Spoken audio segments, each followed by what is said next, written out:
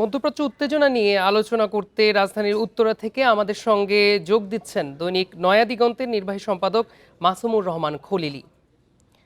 জনাব মাসুমুর রহমান খলিলি, আপনাকে স্বাগত আমাদের এই আয়োজনে। ইসরায়েলে বেশ কয়েকটি শহরে ক্ষেপণাস্ত্র হামলা চালিয়েছে ইরান, এবং এরই মধ্যে ডমিনোতে রয়েছে ইসরায়েলের পারমাণবিক স্থাপনা। এই ধরনের স্থাপনাকে লক্ষ্য করে এই হামলা বা হামলার যে আশঙ্কা, আন্তর্জাতিক নিরাপত্তার জন্য এটি কতটা ঝুঁকিপূর্ণ আপনি মনে করছেন? ডমিনুতে যে হামলা, এটা নাতানজ ইরানের যে পরমাণু স্থাপনা আছে ওখানে আমেরিকা ইসরায়েলের যৌথ হামলার পাল্টা প্রতিক্রিয়া হিসেবে এটা আসছে। যে কোনো পরমাণু প্রকল্পে হামলা অত্যন্ত ঝুঁকিপূর্ণ, শুধু ওই রাষ্ট্রের জন্য না, পুরো অঞ্চল এমনকি বিশ্বের জন্য।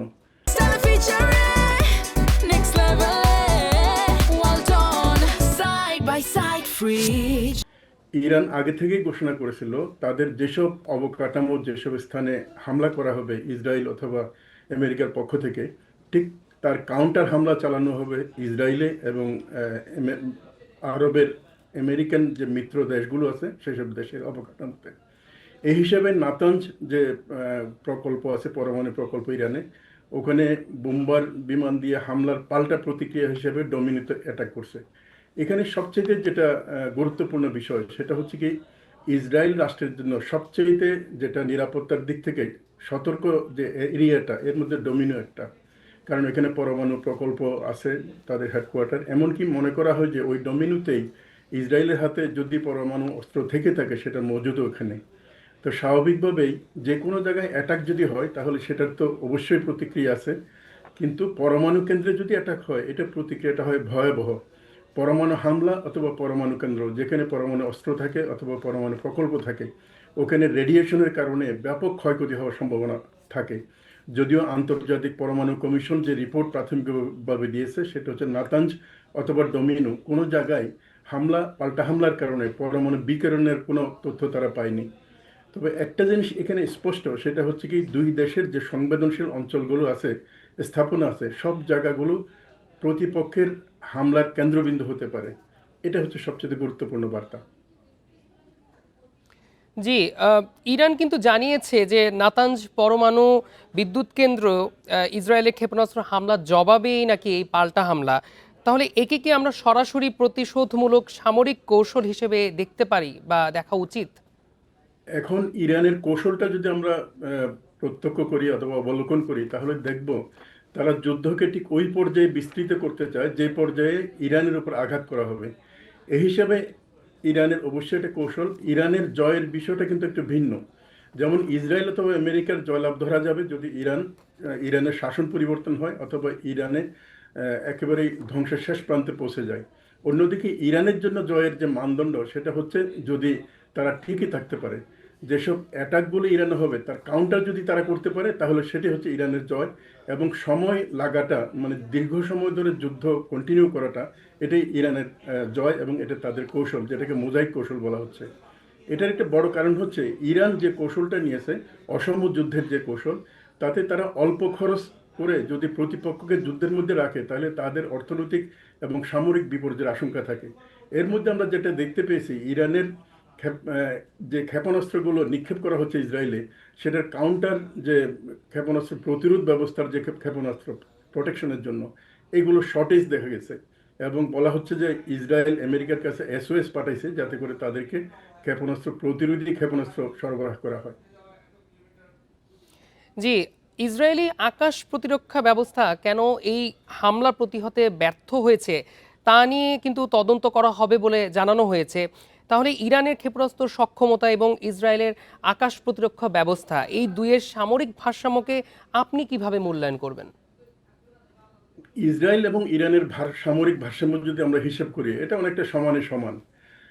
ইসরায়েলের বিমান শক্তি বেশি আছে, কিন্তু অন্যদিকে ড্রোন এবং ক্ষেপণাস্ত্রের শক্তি ইরানের অনেক বেশি। এখানে শক্তির পার্থক্যটা তৈরি করে দিয়েছে হচ্ছে যুক্তরাষ্ট্র। আমরা জানি পৃথিবীর সবচেয়ে ক্ষমতাধর শক্তি হচ্ছে যুক্তরাষ্ট্র। যুক্তরাষ্ট্র যখন ইসরায়েলের সাথে মিলিত হয়ে অ্যাটাক করে তখন কিন্তু ইরান অনেকটা ডিফেন্সিভ অবস্থায় পড়ে যায়। আর আপনি যেটা বললেন কেন তাদের প্রতিরক্ষা ব্যবস্থাটা দুর্বল হচ্ছে, এটার একটা কারণ হচ্ছে আপনার ইরান ধরেন $20,000 খরচ করে যে ড্রোন নিক্ষেপ করবে অথবা ক্ষেপণাস্ত্র নিক্ষেপ করবে, সেটা প্রতিরোধ করার জন্য মিলিয়ন ডলারের প্রতিরোধক ক্ষেপণাস্ত্র ইসরায়েল এবং আমেরিকাকে ব্যবহার করতে হয়। অন্যদিকে ইরান যুদ্ধ করতেছে তার নিজস্ব দেশকে, নিজস্ব মাটিকে প্রোটেক্ট করার জন্য। অন্যদিকে আমেরিকা চলে আসছে সুদূর অনেক দূরের মহাদেশ থেকে ইরানে অ্যাটাক করার জন্য। স্বাভাবিকভাবেই আক্রান্ত এবং আক্রমণকারী দুই পক্ষের খরচের জিনিসটা একরকম হয় না, এটা একটা। আরেকটা হচ্ছে কি, ইরানকে মনে করা হয় এটা হচ্ছে প্রতিরক্ষার জন্য একটা খুব উপযোগী ভূমি। ইরানে স্থল হামলা করা যেমন কঠিন, তেমনি ইরানে বিশাল একটা ভূখণ্ড, এই ভূখণ্ড অনেকটাই পাহাড় বেষ্টিত। এ ধরনের ভূখণ্ডে অ্যাটাক করে পরাভূত করা খুব কঠিন। আর ইরান 1979 সাল থেকে, বিপ্লবের পর থেকে তারা এ ধরনের প্রতিকূল অবস্থা মোকাবেলা করে কিন্তু তাদের প্রতিরক্ষা ব্যবস্থাকে এই পর্যায়ে নিয়ে আসছে। তো ফলে খুব দ্রুত কোনো তাদের পতন হবে এরকম কোনো আশা আমেরিকান বিশেষজ্ঞ যারা আছে তারাও কিন্তু করতে পারছে না। হুম হুম। তবে অনেক বিশ্লেষকদের মতে ইরানকে ঘিরে যে চলমান যুদ্ধ বা উত্তেজনা, বেনিয়ামিন নেতানিয়াহুর জন্য এটি কিন্তু একটি বড় রাজনৈতিক মোড়। তো আপনি কি মনে করেন এই সংঘাত তার রাজনৈতিক অবস্থানকে শক্তিশালী করার সুযোগ তৈরি করেছে কিনা? নেতানিয়াহুর জন্য এটা সঠিক।